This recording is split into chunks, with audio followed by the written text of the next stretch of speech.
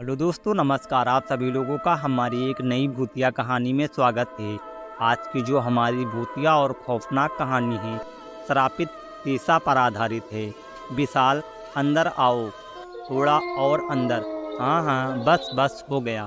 अब खोलो इसे, सारा सामान भी तो निकालना है।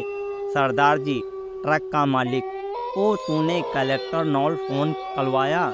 जल्दी सामान तू अनलोड कर पुते, टेप उतार। उसका नौकर ट्रक के सामान को उतारकर विशाल के नए घर में शिफ्ट करने लगता है। विशाल, अरे अब तो खुश होना, कैसा लगा नया घर? ये सब इमीडिएटली हो गया है ना? खुश हो या ना खुश हो? रिया, बहुत हो गई तुम्हारी बदमाशी। अब बाहर जाओ और कुछ खाने के लिए सामान ले आओ, वरना तुम्हारे प्रोफेसर को भूखा ही वापस जाना पड़ेगा। विशाल, अरे मैं तो भूल ही गया था कि आज प्रोफेसर आने वाले हैं। मैं अभी मार्केट से जाता हूँ और कुछ खाने का सामान लाता हूँ।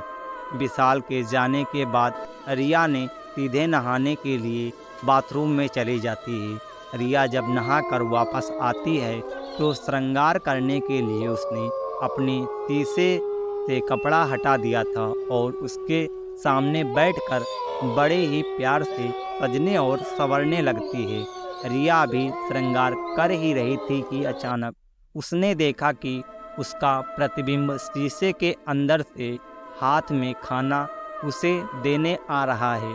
हाथ में खाना देखकर रिया ने सबसे पहले अपने आसपास देखा, लेकिन आसपास उसे कोई भी नज़र नहीं आ रहा था। फिर जब वो शीशे के पास गई तो शीशे में से दो हाथ बाहर निकले और रिया को खाना देने लगी। इतने में विशाल आ जाता है। विशाल, कब से बेल बजा रहा हूँ, देखो ना मेरे साथ कौन आया है। मेरे प्रोफेसर मिस्टर अतुल हैं। रिया, आ जाइए, मैं वापस आ गई हूँ। रिया की बात विशाल को समझ में नहीं आ रही थी, लेकिन जब वो प्रोफेसर के साथ घर के अंदर आया तो उसे यकीन ही नहीं हुआ कि ये घर इसी का है। प्रोफेसर, अरे वाह विशाल, तुमने तो अपने घर को महल ही बना दिया है। अतुल घर के सामान को देखता ही रहा कि उसकी नज़र शीशे पर पड़ी, जिसे देखकर उसके पसीने छूटने लगे। प्रोफेसर, ये श्रापित शीशा यहाँ क्या कर रहा है और ये कैसे आया? तोड़ दो इसे, वरना विशाल यह तुम्हारे पूरे घर को खा जाएगा। अतुल शीशे को देखकर बगल में फूलदान उठाया और गुस्से से शीशे की तरफ जैसे ही फेंक देता है, अतुल का यह वार खाली चला जाता है। उसने जैसे ही फूलदान शीशे की तरफ फेंका, उसके अंदर से एक और रिया बाहर निकल आई और उसने फूलदान पकड़कर दोबारा अतुल की तरफ फेंक दिया, जिसके लगते ही अतुल बेहोश हो जाता है। विशाल, रिया, तुम ये क्या कर रही हो? तुम्हारा दिमाग तो ठीक है? रिया, तुमने सामने वो तुम्हारी पत्नी को मार डाल रहा है, तुम हो कि खड़े खड़े बस तमाशा देखे जा रहे हो? कैसे पति हो तुम? अगली सुबह जब विशाल की आंखें खुली तो उसने देखा कि मैं अस्पताल में हूँ।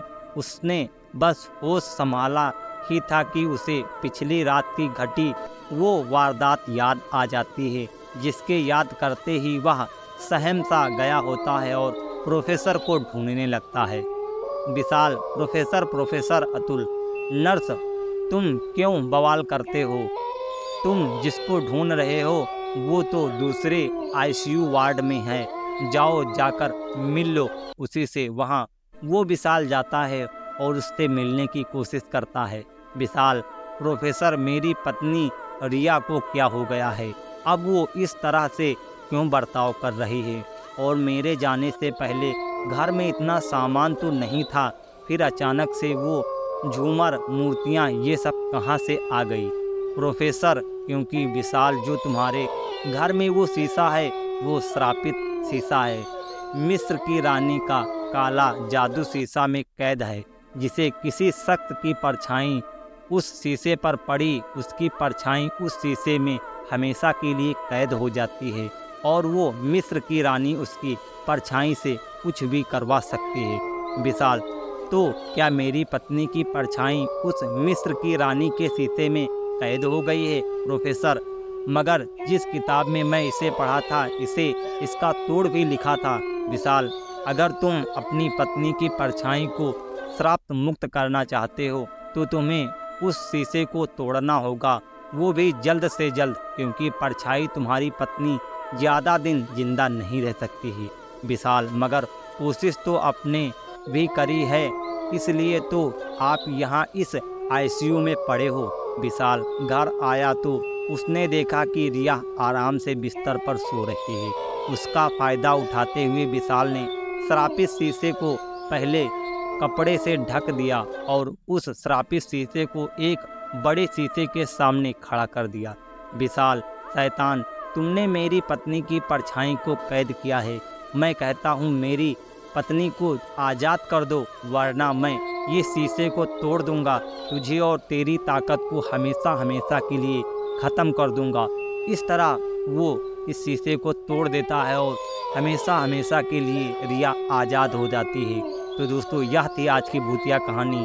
आपको कैसी लगी हमें कमेंट बॉक्स में कमेंट करके ज़रूर बताइएगा और मिलते हैं अगले वीडियो में। तब तक के जय भारत, वंदे मातरम।